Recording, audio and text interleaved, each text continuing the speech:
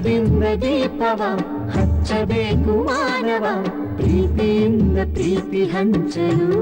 Hello ನಮಸ್ಕಾರ. Kanva mart ಅರ್ಪಿಸುವ public TV ಬೆಳಕುವಿನ 69ನೇ ಸಂಚಿಕೆಗೆ ನಿಮ್ಮನ್ನು ನಾನು ಸ್ವಾಗತಿಸ್ತೀನಿ. ಕಳೆದ ಈ ವಾರದಲ್ಲಂತೂ ವಿಪರೀತವಾಗಿ, ಈ ವಾರ ಮತ್ತು ಕಳೆದ ವಾರದಲ್ಲಿ ವಿಪರೀತವಾಗಿ ಕಾವೇರಿ ಇನ್ನಿತರ ಗಲಾಟೆಗಳು, ಸಂಕಷ್ಟಗಳೇ ನಮ್ಮನ್ನು ಹೆಚ್ಚು ಕಡಿಮೆ ಕವರ್ ಮಾಡಿತ್ತು. ಇವತ್ತಿನ ಮೊದಲನೆಯ ಪ್ರಕರಣ ನಮಗೆ ತರೀಕೆರೆಯಿಂದ ಬಂದಿದೆ. ನಾನು ಭಾಳ ಸರಿ ಹೇಳ್ತಾ ಇರ್ತೀನಿ, ಆರೋಗ್ಯದ ವಿಚಾರದಲ್ಲಿ ಬಂದಾಗ ಈಗಿನ ಕಾಲದಲ್ಲಿರುವಂತಹ ಆಹಾರ ವ್ಯವಸ್ಥೆ ಅಥವಾ ಆಹಾರ ಸೇವನೆಯ ತಪ್ಪುಗಳು ಅಥವಾ ಕೆಲವು ಸರಿ ಜೀನು ಇರುತ್ತೆ, ಆನುವಂಶಿಕವಾಗಿ ಬಂದಿರುತ್ತೆ, ಅದು ಇಲ್ಲ ಅಂತಲ್ಲ. ಹುಟ್ಟಿದ ಮಕ್ಕಳಿಗೆ ಈ ರೀತಿ ಕಾಯಿಲೆಗಳು ಕಾಣಿಸ್ಕೊಂಡ್ಬಿಡುತ್ತೆ ಅಂತ ನಾನು ಅಂತಾ ಇರ್ತೀನಿ. ಆದರೆ ದಟ್ ಈಸ್ ಓಕೆ, ಹೆಂಗೋ ಮ್ಯಾನೇಜ್ ಮಾಡ್ಕೋತಾರೆ, ಅಟ್ಲೀಸ್ಟ್ ದುಡ್ಡಿದ್ದರೆ.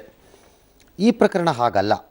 16 ವರ್ಷ ವಯಸ್ಸಿನ ಈ ಬಾಲಕಿಯ ಕತೆ ಭಾಳ ವಿಚಿತ್ರವಾಗಿದೆಯಪ್ಪ. ಯಾಕಂದರೆ ಅದರ ಏರುಪೇರುಗಳು ಭಾಳ ಆಘಾತವನ್ನು ಉಂಟು ಮಾಡೋ ರೀತಿಯಲ್ಲಿದೆ. Let's see. ಫಸ್ಟು ಈ ಕತೆ ನೋಡ್ಬಿಡೋಣ, ಆಮೇಲೆ ಮುಂದಕ್ಕೆ ಹೋಗೋಣ. 16 ವರ್ಷ ವಯಸ್ಸಿನ ಈ ಬಾಲಕಿಯ ಹೆಸರು ವಿನುತಾ. ಚಿಕ್ಕಮಗಳೂರು ಜಿಲ್ಲೆ ತರೀಕೆರೆ ನಿವಾಸಿ. 10 ವರ್ಷ ಚೆನ್ನಾಗಿಯೇ ಇದ್ದ ಈ ಬಾಲಕಿಗೆ ಈಗ ಆರೋಗ್ಯ ಕೈಕೊಟ್ಟಿದೆ. 40 ರಿಂದ 50 ವರ್ಷದ ನಂತರ ಬರೋ ಸಕ್ಕರೆ ಕಾಯಿಲೆ ಈ ಬಾಲಕಿಗೆ ಚಿಕ್ಕ ವಯಸ್ಸಿನಲ್ಲಿಯೇ ಕಾಣಿಸಿಕೊಂಡಿದೆ. ಕಳೆದ 5 ವರ್ಷದಿಂದ ಚಪಾತಿ, ರವೆ ಇಡ್ಲಿ, ರಾಗಿ ಮುದ್ದೆ, ಗೋಧಿ ದೋಸೆ ಬಿಟ್ರೆ ಬೇರೇನೂ ತಿಂದಿಲ್ಲ.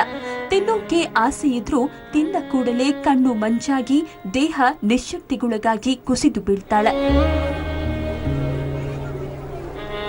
ಪ್ರತಿದಿನ ಬೆಳಗ್ಗೆ ಸಂಜೆ ಇಂಜೆಕ್ಷನ್ ತೆಗೆದುಕೊಳ್ಳದಿದ್ರೆ ಪ್ರಜ್ಞೆಯೇ ಇರಲ್ಲ. ದಿನ ಇಂಜೆಕ್ಷನ್ ತಗೊಂಡು ತೋಳುಗಳು ದಪ್ಪವಾಗಿ ಹಸಿರು ಕಟ್ಟಿದೆ. ಯಾವಾಗ ದೇಹದಲ್ಲಿ ದಿಢೀರನೆ ಶುಗರ್ ಕಡಿಮೆಯಾಗಿ ತಲೆಸುತ್ತು ಬರುತ್ತೋ ಗೊತ್ತಾಗಲ್ಲ. ಹೀಗಾಗಿ ಸದಾ ಚಾಕ್ಲೇಟ್ ಈಕೆ ಕೈಯಲ್ಲಿರುತ್ತೆ. ವಿನುತಾಳ ತಂದೆ ತೀರಿಕೊಂಡಿದ್ದಾರೆ.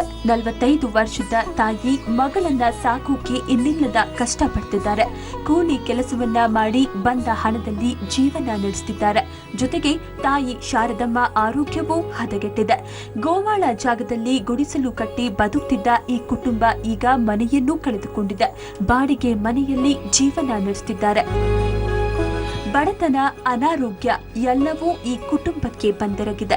ಯಾವ ಆಸರೆಯೂ ಇಲ್ಲದ ಈ ಕುಟುಂಬ ಸಹಾಯದ ನಿರೀಕ್ಷೆಯಲ್ಲಿದೆ. ನನ್ನ ಜೊತೆ ಆ ಬಾಲಕಿ ಇದ್ದಾಳೆ. ಆಕೆ ವಿನುತಾ. ನಮಸ್ಕಾರಮ್ಮ. ಇನ್ನು ಆಕೆಯ ತಾಯಿ ಶಾರದಮ್ಮ. ನಮಸ್ಕಾರ. ನಮಸ್ಕಾರ. ನೀವೇನು ಮಾಡ್ತೀರಿ ಉದ್ಯೋಗ? ಸರ್, ನಾವು ಕೂಲಿ ಕೆಲಸ ಮಾಡ್ತೀವಿ. ಎಲ್ಲಿ? ತೋಟದ್ದು, ಗದ್ದೆ ಕೆಲಸ, ಮಣ್ಣಿಂದು. ಹಾಂ. ಎಷ್ಟು ಸಿಕ್ಕತ್ತೆ ನಿಮಗೆ? 200 ರೂಪಾಯಿ ಕೊಡ್ತಾರೆ. 200 ರೂಪಾಯಿ ದಿನಕ್ಕೆ?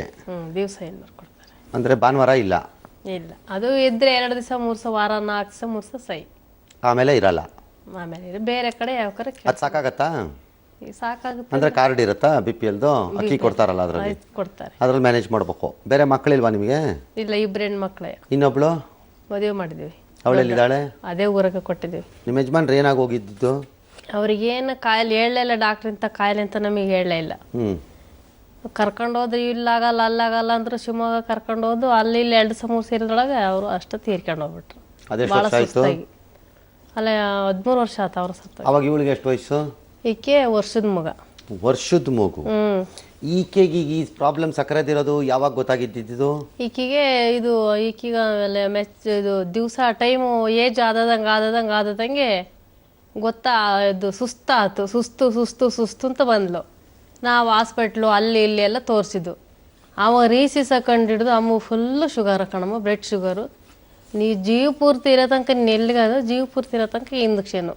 ಒಂದೊತ್ತು ಊಟ ಇರಲ್ಲ ಇಂಜೆಕ್ಷನ್. ಎಷ್ಟು ಇಂಜೆಕ್ಷನ್ಗೆ? 150 ರೂಪಾಯಿ ಸೂಜಿ, 5 ರೂಪಾಯಿ ಒಂದು ಪಟ್ನ. 10 ದಿವಸಕ್ಕೆ 200 ರೂಪಾಯಿ. 10 ದಿವಸಕ್ಕೆ ಅದು 10 ದಿವಸ ಬರೋದು 200 ರೂಪಾಯಿ ಕೊಟ್ಟು ತರ್ತೀವಿ. ಮತ್ತೆ ತಿಂಗಳಿಗೆ 200 ರೂಪಾಯಿ, 10 ದಿವಸಕ್ಕೆ 200, 10 ದಿನಕ್ಕೆ 200. 2 ಟೈಮ್ ಮಾಡ್ಕೊಂತಾಳೆ. ಆಮೇಲೆ ಎಲ್ಲರೂ ಹೆಚ್ಚು ಕಡಿಮೆ ಮಿಸ್ ಆಗಿ ಏನೋ ಒಂದು ಸ್ವಲ್ಪ ರೊಟ್ಟಿ ಇಲ್ಲ ದೋಸೆ ಇಡ್ಲಿ ತಿಂದ್ಬಿಟ್ರೆ ಸೈ ಅಲ್ಲಿಗೆ. ನೀನೇ ಕೊಟ್ಕತೀಯಾ? ನಾನು ಮಾಡ್ತೀನಿ, ಆಗಿ ಕೊಡ್ತೀನಿ. ನೀನೇ ಚುಚ್ಕೊಂಡ್ಬಿಡ್ತೀಯಾ? ಅಯ್ಯಪ್ಪ. ಅದೇ ಇಲ್ಲಿಗೆ ಮಾಡ್ಕೋಬೇಕು. 2 ತಗೋಬೇಕಾ? ಬೆಳಗ್ಗೆ ಸಾಯಂಕಾಲ. ಬೆಳಗ್ಗೆ ತಗೊಳ್ಳಿದ್ರೆ ಏನಾಗುತ್ತೆ? ಇಲ್ಲ, ಫುಲ್ ತಪ್ಪುತ್ತೆ. ಜ್ಞಾನ ತಪ್ಪೋಗುತ್ತಾ? ಅಯ್ಯ, ಆಮೇಲೆ ಅನ್ನ ಊಟ ಮಾಡಿ ಮಿಸ್ಸಾಗ ಎಲ್ಲೊಂದು ಸ್ವಲ್ಪ ಅನ್ನ ಊಟ 100 ಶುಗರು 600. ಅದೇ ನಾನು ನೋಡ್ತಾ ಇದ್ದೆ ನಾನು. ಸಮಸ್ಯೆ ಈ ಕೇಸಲ್ಲಿ ಇದ್ದಕ್ಕಿದ್ದಂತೆ 100 ಇಳಿಯತ್ತೆ, ಇದ್ದಕ್ಕಿದ್ದಂತೆ 500ಕ್ಕೆ ಹೋಗ್ಬಿಡತ್ತಾ? ಹೋಗ್ಬಿಡುತ್ತೆ. ಕೆಳಗೂ ಬಂದ್ಬಿಡತ್ತೆ, ಮೇಲೂ ಹೋಗ್ಬಿಡತ್ತಾ? ಹೋಗ್ಬಿಡುತ್ತೆ. ಏನೋ ಚೂಸಿ ಅಂಶ ತಿನ್ನಂಗಿಲ್ಲ. ತಿಂದ್ರೆ ಮೇಲೆ ಹೋಗ್ಬಿಡತ್ತೆ ಜಾಸ್ತಿ. ಏನು ತಿಂದೆ ಇದ್ರೆ? ಏನು ತಿಂದ್ರೆ ಏನು ತಿನ್ನಂಗ ಹಾಕಿದ್ರೆ 130 ಇದ್ರೆ ಏನು ಆಗಲ್ಲ. ಅದು ಗೊತ್ತದು. ಅಲ್ಲಿಗಿದ್ದನು ಕೆಳಗಿಳಿಯುತ್ತಾ? 100 ಬರುತ್ತೆ. 100ಕ್ಕೂ ಬಂದ್ಬಿಡತ್ತಾ? 100ಕ್ಕೂ ಬರುತ್ತೆ. ಜಾಸ್ತಿ ಖಾಲಿ 70 ಜಾಸ್ತಿ ಆದ್ರೆ 560ಕ್ಕೆ ಹೋಗುತ್ತೆ. ಅಯ್ಯಪ್ಪ, 560 ಮೇಲೆ ಹೋದಾಗ್ಲೇ ಫುಲ್ಲು ಕೋಮ ಸ್ಟೇಜು. ಇದಕ್ಕೆ ಚಿಕಿತ್ಸೆ ಇಲ್ಲ? ಇಲ್ಲ ಸರ್, ಇಲ್ಲ. ನಾವೇನು ಮಾಡಕ್ ಬರಲ್ಲ ಇದಕ್ಕೆ ಅಲ್ವಾ? ನಮ್ಮ ಕೈಲಿ ಏನಾಗುತ್ತೋ ಅಷ್ಟೇ ಮಾಡೋಕ್ಕಾಗೋದು. ನಾವು ಜೀವನ ಪೂರ್ತಿ ಮಾಡ್ತೀವಿ ಅಂತ ಹೇಳೋಂಗೂ ಇಲ್ಲ, ಹೇಳಿದ್ರೆ ಅದು ಆಗೋದು ಇಲ್ಲ. ಈಗಲೇ ಹೇಳ್ಬಿಟ್ಟಿದ್ದೀನಿ. ನೀನೇನು ಓದಿರೋದು ಏನು? ನೀನು SLC ಪಾಸ್ ಆಯ್ತಾ? ಪಾಸ್ ಆಗಿದೆಯಾ? ಇಲ್ಲ, 2 ಹೋಗಿದ್ದಾವೆ, ಕಟ್ಟಿದ್ದೀನಿ. ಮುಂದಿನ ವರ್ಷ ಬರೀಬೇಕು. ಈ ಓದ ಕುತ್ಕೊಂಡ್ ಮುಂದಿನ ವರ್ಷ ಯಾಕೆ? ಈಗ ಮೊನ್ನೆ ಇದಿತ್ತಲ್ಲ ಅದು ಸಪ್ಲಿಮೆಂಟರಿ. ಹೋದ್ಲು, ಇಲ್ಲ ಆಯ್ತು, ಅದು ಮತ್ತೆ ಬರೆಯಕ್ ಹೋದ್ಲಲ್ಲ, ಮತ್ತೆ ಮತ್ತೆ ಹೋಗ್ತಾಯ್ತಾ? ಯಾಕೆ ಬರೆಯಕ್ ಹೋದ್ಲಲ್ಲ, ಬಿದ್ಲಲ್ ಗ್ಯಾಂದಪ್ಪಿ. ಕಣ್ಣು ಮಂಜಾಗುತ್ತೆ, ಕಣ್ಣಲ್ಲಿ ನೀರು ಬರುತ್ತೆ, ಬರೆಯೋಕ್ಕಾಗಲ್ಲ. ಗ್ಯಾಂದಪ್ಪಿ ಬಿದ್ಲು. ಮಾಸ್ಟರ್ ಕಳ್ಸಿ ನಮ್ಮನ್ನ ಕರೆ ಕಳ್ಸಿ ನಾವು ಕರ್ಕೊಂಬಂದು ಓದ್ತು. ನಿಂಗೆ ಎಕ್ಸಾಮ್ ಬಂದಾಗ ಜಾಸ್ತಿ ಆಗ್ಬಿಡುತ್ತಾ? ಹಂಗೇನಿಲ್ಲ, ಸ್ವೀಟ್ ಏನಾದ್ರು ತಿಂದ್ರೆ ಜಾಸ್ತಿ ಯಾಕೆ ಆಗುತ್ತೆ. ತಿನ್ಬೇಕು? ತಿನ್ಲೇಬೇಡ, ಬಿಡ್ಬಿಡು. ತಿನ್ಬೇಕಲ್ಲ. ಯಾಕೆ ತಿನ್ಬೇಕು? ಈಗ ನಿಂಗೆ ಬದುಕೊಳ್ಳೋದು ಇಂಪಾರ್ಟೆಂಟಾ, ಸ್ವೀಟ್ ತಿನ್ನೋದು ಇಂಪಾರ್ಟೆಂಟಾ? ತಿನ್ನಲೇಬೇಡ, ಬಿಟ್ಬಿಡು. ಏನೀಗ? ಈಗ ಎಷ್ಟೋ ಜನ ಮಾಂಸ ತಿನ್ನಲ್ಲ, ಎಷ್ಟೋ ಜನ ಗುಂಡು ಹಾಕಲ್ಲಪ್ಪ, ಅಂದರೆ 30, 40, 60 ಹಾಕ್ತಾರಲ್ಲ, ಅದು ಹಾಕಲ್ಲ. ಅದು ಮಾಡಲೇಬೇಕು ಸಾರು ಅಂತ ಮಾಡೋಕ್ಕಾಗತ್ತೆ ಯಾರು? ಇಷ್ಟ ಆಗುತ್ತೆ ಯಾರಾದ್ರೂ ಕೊಟ್ಟಾಗ ಇಷ್ಟ ಆದರೂ ಬಿಡಬೇಕು. ಇಷ್ಟ ಆದರೆ ಹಿಂಗಾಗತ್ತಲ್ಲ. ಈಗ 3,000, 4,000 ಇಲ್ಲ ಆಸ್ಪತ್ರೆ ಬಿಲ್ ಬಂದಾಗ ನಿನ್ಗೆ ಇಷ್ಟ ಆಯಿತು ಅಂತ ತಿಂದರೆ ಯಾರು ಕೊಡೋರು? ಯಾರು ಕೊಡ. ಮತ್ತೆ ಯಾಕೆ ತಿನ್ಬೇಕು ಅದನ್ನು? ನೀನು ಡಿಸಿಪ್ಲಿನ್ ಆಗದೆ ಇದ್ದರೆ, ಇಲ್ಲ ನಿನಗೆ ಶಕ್ತಿ ಇದ್ದಿದ್ದರೆ ತಿಂಗಳಿಗೆ 10,000 ರೂಪಾಯಿ ಖರ್ಚು ಮಾಡ್ಕೊಂಡು ನಾನು ಇದನ್ನೆಲ್ಲ ಮಾಡ್ತೀನಿ ಮ್ಯಾನೇಜ್ಮೆಂಟು ಅಂತ ಮಾಡ್ಬೋದಾಗಿತ್ತು. ನಿಂಗೆ ಆ ಶಕ್ತಿ ಇದೆಯಾ? ಇಲ್ಲ. ನಿಮ್ಮ ಅಮ್ಮಂಗೆ ಆ ಶಕ್ತಿ ಇದೆಯಾ? ಇಲ್ಲ. ಹಂಗಿದ್ದಾಗ ಏನು ಬೇರೆ ದಾರಿ ಇರೋದೇನು ನಿನಗೆ? ಕಂಟ್ರೋಲ್ ಆಗಿರ್ಬೇಕು. ಕಂಟ್ರೋಲ್ ಅಲ್ಲ, ಝೀರೋ ಕಂಟ್ರೋಲ್. ಕ್ವಶ್ಚನೇ ಇಲ್ಲ. ಯಾವಾಗಲೂ ತುಂಬ ಲೋ ಆಗಿಬಿಡುತ್ತೆ ಅಂತ ಅನ್ಸಿದ್ರೆ ಒಂದು ಚಾಕ್ಲೇಟು ಏನಾರು ಒಂದನ್ನು ತಿನ್ಬೇಕಷ್ಟೇ. ಅದು ಲೋ ಆಗತ್ತೆ ಅನ್ನೋ ಭಯ ಬಂದಾಗ. ಇಲ್ಲದ್ರೆ ಮುಟ್ಟಬಾರ್ದು. ಅದು ಮಾಡಿ ನೀನು ನಿಧಾನಕ್ಕೆ ಇಂಜೆಕ್ಷನ್ ನಿಲ್ಸೋಕ್ಕಾಗತ್ತಾ ಅಂತ ಚೆಕ್ ಮಾಡಬೇಕೇ ಹೊರತು, ನನಗೆ ಇಷ್ಟ ಆಯಿತು ಅಂತ ತಿಂದರೆ 500ಕ್ಕೆ ಹೋದರೆ, ಕೋಮಾಗೆ ಹೋದರೆ 10,000, 15,000 ಬಿಲ್ ಆದರೆ ಯಾರು ಕೊಡೋರು? ಅವ್ರಿಗೆ ಶಕ್ತಿ ಇದೆ, ಅವ್ರು ದುಡಿತಿದ್ದಾರೆ, ಅವ್ರಿಗೆ 200 ರೂಪಾಯೋ 300 ರೂಪಾಯೋ 150 ರೂಪಾಯೋ ಎಷ್ಟೋ ದಿನ ಬರ್ತದೆ, ಅವರು ಕೊಡ್ತಾ ಇದ್ದಾರಪ್ಪ. ಅದೆಂಗೋ ಕೂಡಿಸಿ ಗೀಡ್ಸಿ ಮಾಡಿ ಮಾಡ್ತಾರೆ. ಕೈಯಲ್ಲಿ ಇದ್ದಿದ್ದೆಲ್ಲ ಏನಾರು ಬಳೆಗಿಳೆ ಇತ್ತಾ ಮದುವೆ ಆದಾಗ? ಇಲ್ಲ ಸರ್, ಅಂತ ಎಲ್ಲ ಹೋಯ್ತಾ? ಅಥವಾ ಎಂತದೂ ಇಲ್ಲ, ಎಲ್ಲ ಹೋಯ್ತಾ? ಎಲ್ಲ ಹೋಯ್ತು. Very good. ಹೋಗಿರುತ್ತೆ. ಬರೀ ಇವ್ರಿಗೆ ಅವ್ರಿಗೇನಾದರೂ ಅಪ್ಪಿ ತಪ್ಪಿ ಆರೋಗ್ಯ ಕೆಟ್ಟು ಅವ್ರಿಗೇನಾದ್ರು ಹೆಚ್ಚು ಕಡಿಮೆ ಆದರೆ ಆಗೇನು ಮಾಡ್ತೀಯಾ? ಸೊ ಯಾರು ತಯಾರಿ ಮಾಡ್ಕೋಬೇಕಾಗಿರೋದು? ಗೊತ್ತಾಯ್ತಾ ನಿನಗೆ? ಹಾಂ, ನೀನೇ ಮಾಡ್ಕೋಬೇಕಿದ್ರೆ ರಿಪೇರಿನ. ಅದಕ್ಕೆ SLC ಮಾಡು. ಆ ಟೈಮಲ್ಲಿ ಟೆನ್ಷನ್ ಮಾಡ್ಕೊಳ್ಳೋದಲ್ಲ, ಆ ಟೈಮಲ್ಲಿ ಫುಲ್ ಕಂಟ್ರೋಲ್ ಇಟ್ಕೊ. ಅಟ್ ಎನಿ ಟೈಮ್ ನನಗೆ ಆ ಎಕ್ಸಾಮ್ ಟೈಮಲ್ಲಿ ನಾನು ಏರ್ಪೇರ್ ಮಾಡ್ಕೋಬಾರ್ದು ಅಂತ ಮನಸ್ಸಲ್ಲಿ ತೀರ್ಮಾನ ಮಾಡಿಕೊಂಡು ಕರೆಕ್ಟ್ ಇಂಜೆಕ್ಷನ್ ತೊಗೊಂಡು ಕರೆಕ್ಟ್ ಆರೋಗ್ಯ ಊಟನೆಲ್ಲ ಕಂಟ್ರೋಲ್ ಇಟ್ಬಿಟ್ಟು ಆ ಎಕ್ಸಾಮ್ 15 ದಿನನೋ 20 ದಿನನೋ ಸಾಕು. ನೀನೇನು ವರ್ಷ ಪೂರ್ತಿ ಓದಬೇಡ, ಕೂತ್ಕೊಂಡು ಓದಕ್ಕೆ ಹೋಗ್ಲೂ ಬೇಡ. ಯಾಕಂದರೆ ನಿನಗೇನೀಗ 96, 98 ಬರಬೇಕು ಅಂತ ಯಾರೂ ಹೇಳೂ ಇಲ್ಲ, ಹೌದಲ್ವಾ? ನೀವು ಪಾಸ್ ಮಾಡ್ಕೊಂಡು ಮುಂದಕ್ಕೆ ಹೋದ್ರೆ ಸರಿ ಅಂತ ಹೇಳ್ತಾರೆ. ಕರೆಕ್ಟ್ ತಾನೆ? ಆ 15 ದಿನ ನನಗೆ ಪಾಸ್ ಆಗೋಕ್ಕೆ ಎಷ್ಟು ಬೇಕೋ ಅಷ್ಟು ಓದ್ಕೊಳ್ಳೋಣ ಸಾಕು ಅಂತಂದ್ಬಿಟ್ಟು ಅಷ್ಟು ಓದ್ಕೊ. ಎಕ್ಸಾಮ್ ಟೈಮಲ್ಲಿ ಆರಾಮಾಗಿ ಶಾಂತಿಯಾಗಿ ಹೋಗು, ನಿಧಾನಕ್ಕೆ ಬರೀ ಕೂತ್ಕೊಂಡು. ಎಕ್ಸಾಮನ್ನೇ ಟೆನ್ಷನ್ ಮಾಡ್ಕೋಬೇಡ. ಗೊತ್ತಾಯ್ತಾ ನಿನಗೆ? ನಿನ್ನ ಎಕ್ಸಾಮನ್ನೇ ಟೆನ್ಷನ್ ಮಾಡ್ಕೊಂಡ್ರೆ ಮತ್ತೆ ಶುಗರ್ ರೈಸ್ ಆಗುತ್ತೆ. ಒಂದು ಸರಿ ಫೇಲ್ ಆದರೆ ಆಗಲಿ, ಈಗ ಆಗಿದೆಯಲ್ಲ, ಏನಾಯ್ತು? ಈಗ ಏನೂ ಆಗಲ್ಲ, ತಲೆ ಕೆಡ್ಸ್ಕೊಬೇಡ. ಗೊತ್ತಾಯ್ತಾ ನಿನ್ಗೆ ನಾ ಹೇಳಿದ್ದು? ಈಗ ನಾವು ಏನು ಮಾಡಬೇಕು? ನೀ ಇಲ್ಲಿ ಕರ್ಕೊಂಬಂದೆ ತಾಯಿ ನೀನು ಇವ್ರನ್ನ. ಈಗ ನಮ್ಮ ಕೈಯಲ್ಲಿ ಆಕೆಗೆ ಜೀವನ ಪೂರ್ತಿ ಎಲ್ಲ ಮಾಡೋಕ್ಕಾಗಲ್ಲ ನಮ್ಮ ಕೈಯಲ್ಲಿ. ನಾನು ಈಗಲೇ ಹೇಳ್ಬಿಡ್ತೀನಿ ಅದನ್ನು. ಸುಮ್ಮನೆ ನಾನು ಸುಳ್ಳು ಹೇಳೋದು, ಆಕೆಗೆ ಆಗತ್ತೆ ಅಂತನ್ನೋದು, ಆಮೇಲೆ ಅದು ಆಗಲ್ಲ ಅನ್ನೋದು, ನಾಳೆ 1 ವರ್ಷನೋ 6 ತಿಂಗಳ ಬಿಟ್ಕೊಂಡು ನೀನು ನನಗೆ ಕಾಗದ ಬರೆಯೋದು ಅಥವಾ ಫೋನ್ ಮಾಡಿಸೋದು ಯಾರ ಕೈಲೋ ಎಲ್ಲ ಮಾಡಿದ್ರೆ ನನ್ನ ಕೈಲಿ ಆಗಲ್ಲ. ಆಮೇಲೆ ನಾವೆಲ್ಲ ಉತ್ತರ ಕೊಡೋಕೆ ರೆಡಿ ಇರಲ್ಲ. ನನ್ನ ಕೈಲಿ ಏನಾಗುತ್ತೆ ಅಷ್ಟೇ ಮಾಡೋದು. ಫಸ್ಟು ನಿನ್ನ ಆರೋಗ್ಯದಕ್ಕೆ ಮೊದಲು ನೋಡೋಣ. ಈ ಮನೆಯದನ್ನೇನೋ ಅಲ್ಲಿ ಲೋಕಲಿ ಏನೋ ಮಾಡ್ತೀನಿ ಅಂತಂದಿದ್ದಾರಂತೆ ಅವರು. ಅದು ನೋಡ್ಬಿಡೋಣ. ಅದಾದರೆ ಅಟ್ಲೀಸ್ಟ್ ಅಷ್ಟಾದ್ರು ಸಮಾಧಾನ ಆಯಿತಾ? ನಾಳೆ ಅವ್ರಿಗೇನಾದ್ರು ಹೆಚ್ಚು ಕಡಿಮೆ ಆಯಿತು ಅಂದ್ರೆ ನೀನಾದರೂ ಇರ್ಬೋದಾ ನೆಮ್ಮದಿಯಾಗಿ? ಆಯಿತು, ನೋಡೇ ಬಿಡೋಣ. ತರೀಕೆರೆ MLA ಶ್ರೀನಿವಾಸ್ ನೋಡೋಣ, ದೂರವಾಣಿ ಸಂಪರ್ಕದಲ್ಲಿದ್ದಾರೆ, ಏನು ಮಾಡ್ತಾರೆ ನೋಡೇ ಬಿಡೋಣ. ನಮಸ್ಕಾರ ಶ್ರೀನಿವಾಸ್. ಸರ್ ನಮಸ್ಕಾರ. ಇದು ನಿಮ್ಮ ಕ್ಷೇತ್ರದ್ದೇ ಕೇಸು. ಸರ್ ಅಫ್ಕೋರ್ಸ್ ಇಂಥ ಕೇಸ್ ನಿಮಗೆ 100 ಬರ್ತಿರುತ್ತೆ, 200 ಬರ್ತಿರುತ್ತೆ, ನಾನು ಬರಲ್ಲ ಅಂತಲೂ ಹೇಳಲ್ಲ.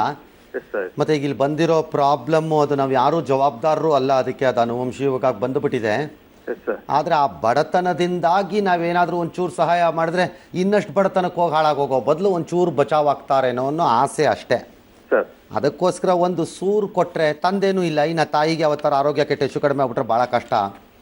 ಆ ಹೆಣ್ಣು ಮಗಳೊಬ್ಬಳು ಬದುಕಬೇಕು ಅನ್ನೋ ಒಂದೇ ಕಾರಣಕ್ಕೆ ನಿಮ್ಗೊಂದು ದೂರವಾಣಿ ಮಾಡಿದ್ದೀನಿ. ಒಂದು ಸೂರನ್ನ ಕಲ್ಪಿಸ್ಕೊಡಕ್ಕಾಗತ್ತಾ? ಸರ್ ಈಗ ನಮಗೆ ಮನೆಗೂ ಬಂದಿದೆ ಸರ್, ಈಗ 1000 ಮನೆಗಳಿದೆ. ಟೌನಲ್ಲಿ ಒಂದು 70 ಮನೆಗಳು ಬಂದಿದೆ. ಈಗ ಪ್ರೆಸೆಂಟ್ ಇದೆ, ಯಾರಿಗೂ ಹಂಚಿಲ್ಲ. ಅಯ್ಯೋ ಸೂಪರ್. ಹಂಗಾರೆ ಹಳ್ಳಿಲಿ 1000 ಮನೆ, ಟೌನಲ್ಲಿ ಒಂದು 70 ಮನೆ ಬಂದಿದೆ ಸರ್. ಈಗ ಆಲ್ರೆಡಿ ಯಾವ್ದು ಕೂಡ ಡಿಸ್ಟ್ರಿಬ್ಯೂಟ್ ಆಗಿಲ್ಲ. ನೀವು ಹೇಳಿದ್ರೆ 100%. ಅಲ್ಲ, ಇದೊಂದು ಕೇಸ್ಗೆ ದಯಮಾಡೋದು ಕೊಡಕ್ಕಾಗತ್ತಾ? 100% ಮಾಡ್ಕೊಡ್ತೀನಿ ಸರ್. ಈಗ ಮನೆಗಳಿದೆ, ನಾನು ಮಾಡ್ಕೊಡ್ತೀನಿ. ಅವ್ರಿಗೆ ಎಷ್ಟು ದಿನ ಆಗತ್ತಿದ್ದು ಇವೆಲ್ಲ? ಸರ್ ಈಗ ಮನೆಗಳಿಗೆ ಅಲ್ಲಿ ಬಂದಿದೆ, ನಾವು ಡಿಸ್ಟ್ರಿಬ್ಯೂಟ್ ಮಾಡು. ಈಗ ಯಾರು ಅಲಾಟ್ಮೆಂಟ್ ಮಾಡಬೇಕು ಅದ್ರ GPS ಮಾಡ್ಬಿಟ್ಟು ಬೇಗ ಮಾಡ್ಕೊಟ್ಬಿಡಿ ಸರ್. ಎಲೆಕ್ಷನ್ ಬಂದ್ಬಿಡುತ್ತೆ, ಆಮೇಲೆ ಅದು ನಿಲ್ಲಿಸ್ಬಿಡ್ತಾರೆ. ಇಲ್ಲ ಸರ್, ಬಂದು ಮಾಡ್ಕೊಡ್ತೀನಿ. ಅಲ್ಲ, ನನಗಿನ್ ಚೆನ್ನಾಗಿ ನಿಮಗೂ ಗೊತ್ತಿರುತ್ತೆ ಎಲೆಕ್ಷನ್ಗೆ ಮೊದಲು ಮಾಡಬೇಕು ಅಂತ. ದಯವಿಟ್ಟು ಮಾಡ್ಕೊಡಿ ಸರ್ ಪ್ಲೀಸ್. ಖಂಡಿತ. ಆಯಿತು sir, thank you. That is exactly what I want to say. ಭಾಳ ಜನ ನನ್ನನ್ನು ಈ ಪ್ರಶ್ನೆ ಕೇಳ್ತಾರೆ, ಅಥವಾ ಮಿನಿಸ್ಟರ್ಗಳು ಹೇಳ್ತಿರ್ತಾರೆ, ಆಫೀಸರ್ಸೋ ಮಿನಿಸ್ಟರ್ಗಳು ಯಾರು ಹೇಳ್ತಾರೆ, ಅವೆಲ್ಲ TRPಗೋಸ್ಕರ. TVನವ್ರಿಗೆ ಬೇರೆ ಕೆಲಸವಿಲ್ಲ. ಅವ್ರಿಗೆ ಏನು ತೋರಿಸಿದ್ದೆ ತೋರಿಸ್ತಾರೆ ಬೆಳಗ್ಗೆಯಿಂದ ರಾತ್ರಿವರೆಗೂ ಅವ್ರು ಬಡ್ದಾಡ್ಕೊಳ್ಳೋದನ್ನು. ಅವ್ರಿಗೇನು ಬೇರೆ ಇಲ್ವಾ ಕೆಲಸ ಅಂತಾರೆ. ಆಯ್ತಪ್ಪ, ನಮಗೆ ಬೇರೆ ಕೆಲಸ ಇದೆ ಅಂದ್ಬಿಟ್ಟು ಇದನ್ನು ತೋರಿಸಿದ್ರೆ ಲಾಗ ಹಾಕಿದ್ರೂ ನೋಡೋಲ್ಲ, ಅದು ನಮಗೆ ರೇಟಿಂಗಲ್ಲಿರಲ್ಲ. ಸಹಜವಾಗಿ ನಾವೇನು ಮಾಡ್ತೀವಿ, ಈ ಕಾರ್ಯಕ್ರಮ ಓಡಲ್ಲ ಅಂತ ಕೈ ಬಿಟ್ಬಿಡ್ತೀವಿ. ನಮಗೆ TV ನಡೆಸ್ಬೇಕು ಅಂತ ಸಂಕಟ ಒಂದು ಕಡೆ. ಅದಕ್ಕೇನು ಪುಕ್ಕಟೆ ದುಡ್ಡು ಬರ್ತದಾ? ಸರ್ಕಾರ ಕೊಡುತ್ತಾ? ಇಲ್ಲ. ನೀವು ಕೊಡ್ತೀರಾ ನಮ್ಮ TV ದುಡ್ಡು ನೋಡೋಕ್ಕೇನಾರು? ಇಲ್ಲ. ಪೇಪರ್ಗಾದರೆ ಕಾಸು ಕೊಟ್ಟು ತಗೋತೀರಿ ಪೇಪರನ್ನು. TV ಈಗ ಪಬ್ಲಿಕ್ TV ನೋಡೋಕ್ಕೋ ಇನ್ನೊಂದು TV ನೋಡೋಕ್ಕೋ ಕಾಸು ಕೊಡ್ತೀರಾ? ಏನಿಲ್ಲ, ಪುಕ್ಕಟೆ ಬರಬೇಕು. ಅಕಸ್ಮಾತ್ ನಾವೇನಾದ್ರು 1 ರೂಪಾಯಿ ನಿಮ್ಗೆ ಹೇಳ್ಬಿಟ್ರೆ, ಇರಲಿ ಬಿಡ, ಅದು ಆ TV ಫ್ರೀ ಇತ್ತಲ್ಲ, ಅದು ಒಂದೇ ಇದು ಒಂದೇ ಅಂತ ಅದನ್ನೇ ನೋಡ್ತೀರಿ ಬೇಕಾದ್ರೆ ನೀವು. ಅಂಥ ಜನ ನೀವು. ಆಯಿತು, ಅದು ಬರಲ್ಲ. ಅಲ್ಲಿಗೆ ಎಲ್ಲಿಂದ ಬರಬೇಕು? ಅಡ್ವರ್ಟೈಸ್ಮೆಂಟಲ್ಲಿ ಬರಬೇಕು. ಆವಾಗ ಏನು ಮಾಡ್ತೀವಿ ನಾವು? ರೇಟಿಂಗ್ ಬರಬೇಕು. ಯಾಕಂದ್ರೆ ಅದ್ರ ಮೇಲೆ ಅವ್ನು ಕೊಡೋದು ಅಡ್ವರ್ಟೈಸ್ಮೆಂಟನ್ನು. ನಾವೇನು ಮಾಡ್ತೀವಿ? ಅದು ತೋರಿಸಿ, ನೀವು ಅದನ್ನೇ ನೋಡೋದು, ಇದನ್ನು ನೋಡೋಂಗಿಲ್ಲ ನೀವು.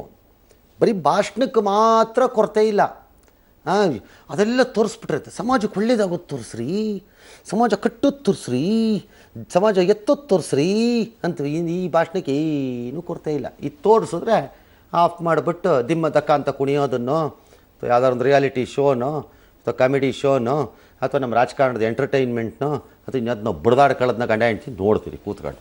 ಸುಮ್ಮನೆ ಹೇಳಿದ್ರೆ ಕೋಪ ಮಾಡ್ಕೊತೀರಿ ಅಷ್ಟೇ. ಹಾಳಾಗೋಗ್ಲಿ ಬಿಟ್ರೆ ಯಾವನಿಗೆ ಬೇಕು, ಸಾಕಾಗೋಗಿದೆ. ಆಲ್ ರೈಟ್, ಮುಂದಕ್ಕೆ ಹೋಗೋಣ. ಇದು ನೋಡೋಣ. ಈಗ ಮನೆ ಮಾಡ್ಕೊಡ್ತಾರೆ ತಾಯಿ. ಹಾಂ, ಗೊತ್ತಾಯ್ತಮ್ಮ. ಆದರೆ ಒಂದೇ ಒಂದು ಕಂಡೀಷನ್ ಇದೆಯಲ್ಲ, SLC ಪಾಸ್ ಮಾಡ್ಬೇಕೀಗ ನೀನು. ಮಾಡ್ತೀನಿ. ಗೊತ್ತಾಯ್ತಾ? ಆ ಟೈಮಲ್ಲಿ ಟೆನ್ಷನ್ ಮಾಡ್ಕೊಂಡು ನೀನು ಜಾಸ್ತಿ ಮಾಡ್ಕೊಳಂಗಿಲ್ಲ. 500 600 ಎಲ್ಲ ಮಾಡೋಂಗಿಲ್ಲ. ಗೊತ್ತಾಯ್ತಾ? ನೀ ಪಾಸ್ ಮಾಡಿ ನನಗೆ 5 ತೋರಿಸ್ಬೇಕು. ಎನ್ನ 36 ತೊಗೊಂಡು ತೋರಿಸು ಸಾಕು. 35 ತಾನೇ ಪಾಸು? 36 ತಗೋ ಸಾಕು, ಜಾಸ್ತಿ ಏನು ಬೇಡ. ಅಷ್ಟಕ್ಕೆ ಓದು ಕೂತ್ಕೊಂಡು. ಗೊತ್ತಾಯ್ತಾ ನಿನಗೆ?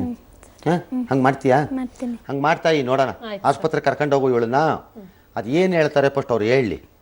ಅಕಸ್ಮಾತ್ ಅದಕ್ಕೇನಾದ್ರು ಸಣ್ಣ ಪುಟ್ಟ ಖರ್ಚು ಬಂದರೆ ಅದನ್ನು ನೋಡ್ಕೊಳ್ಳೋಣ ಆಮೇಲೆ.